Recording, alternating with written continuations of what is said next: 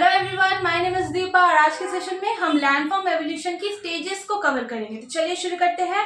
But before I start the session, अगर आप मेरे चैनल पे न्यू है तो प्लीज चैनल को सब्सक्राइब और शेयर करना मत भूलना, और साथ ही साथ प्लेलिस्ट जरूर चेक कर लेना। आपको यूनिट वाइज टॉपिक्स अवेलेबल मिल जाएंगी एंड साथ ही साथ डिस्क्रिप्शन में आपको बहुत सारी लिंक्स मिल जाएंगी जहां से आप अपनी प्रिपरेशन को और इंटेंसिफाई कर सकते हैं एंड एग्जाम में गुड मार्क्स के लिए फॉलो करिए चैनल को।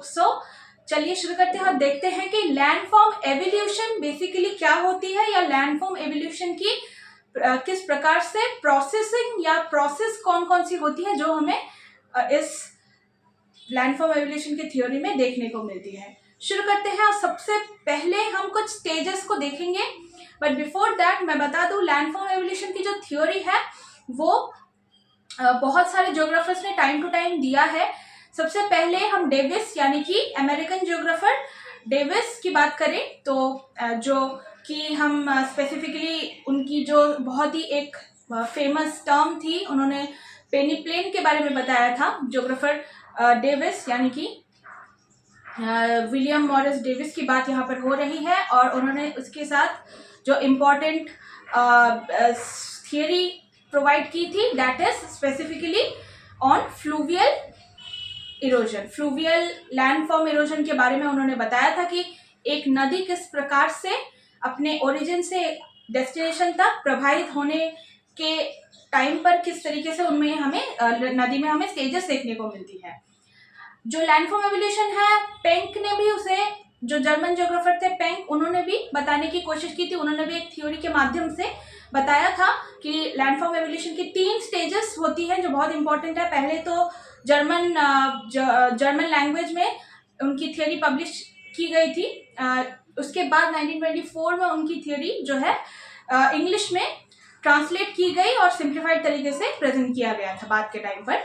इसके बारे में जो बेसिक स्टेजेस है, ये जो एक अंडुलेशन ऑफ लैंड है, यानी कि लैंड की जो एक पहले वो उसमें हमें उत्थान देखने को मिलती है, उसमें उसके बाद एलिवेशन में गिरावट देखने को मिलती है। ये कुछ स्टेजेस में डिवाइड है, इसी वजह से हमें ये जो प्रोसेस है ये देखने को मिलती है। वन बाय वन हम स्टेजेस को आज कवर करेंगे। सिर्फ और सिर्फ मैं आज कोई थ्योरी नहीं आपको पढ़ाऊंगी, सिर्फ और सिर्फ बताऊंगी एक जनरल आइडिया, और ये कई बार एग्जाम में आ जाता है। तो इस जो मैंने बोर्ड में जो डायग्राम ड्रॉ किया है, इसको आप बहुत अच्छी तरीके से ड्रॉ कर लेना अगर पॉसिबल हो तो अपने कॉपी में, एंड इसको जो जैसे कि सीक्वेंस है, इस सीक्वेंस में आपको याद रखना है। So basically the sequence that is being told here, you have to remember that. सबसे पहले हम one by one stages cover करेंगे। तो सबसे पहला जो स्टेज आप देख सकते हैं दैट इज समाइटल कॉन्वेक्सिटी। तो कन्वेक्स लैंडफॉर्म की हमें देखने को मिलती है सबसे पहला स्टेज, तो कन्वेक्स। एंड देन उसके बाद आता है फ्री फेस, यानी कि जहां पर हमें कोई भी मतलब बिल्कुल समान तरीके से यहाँ पर फ्री फेस स्टेज हमें देखने को मिलती है। यहाँ पर कोई उत्थान नहीं देखने को मिल रहा है हमें, यहाँ पर हमें बिल्कुल एक जनरल लैंडफॉर्म की तरह, जैसे कि जनरल लैंडफॉर्म होता है। लेकिन अगर आप कॉन्वेक्स की बात करें, जो पहला स्टेज है, यहाँ पर हमें थोड़ा सा उठा हुआ भूभाग देखने को मिल रहा है।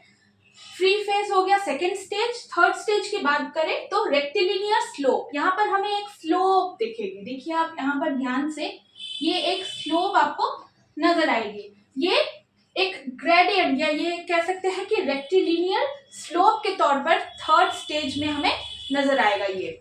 And last and fourth stages basal concavity.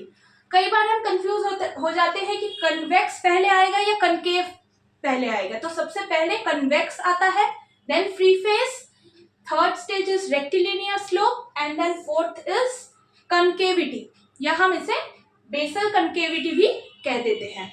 तो दीज आर दी 4 स्टेजेस जो कि आपको ध्यान रखना है, and this is very important in terms of your exam.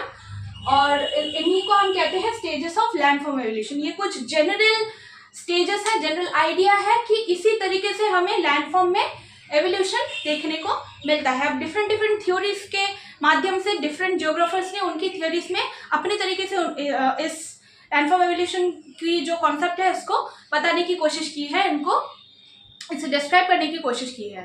तो आई होप कि जनरल आइडिया आपको समझ में आ गया होगा। तो जनरल आइडिया कॉन्सेप्ट होना सबसे पहले हमें ज़रूरी है कि हाँ लैंडफॉर्म एवोल्यूशन होती क्या है। तो जैसे कि मैंने बताया कि एक लैंड सरफेस किस तरीके से उसका हमें स्टेजेस या उसकी एवोल्यूशन स्टेजेस के माध्यम से किस तरीके से एवोल्यूशन देखने को मिलता है वो हमें जानना ज़रूरी है। And these are the all 4 stages जो कि आपको याद रखनी है। So this is all about the class today. We will be meeting in the next session with the next topic, with a new topic. So till then, keep watching. Thank you so much. Bye.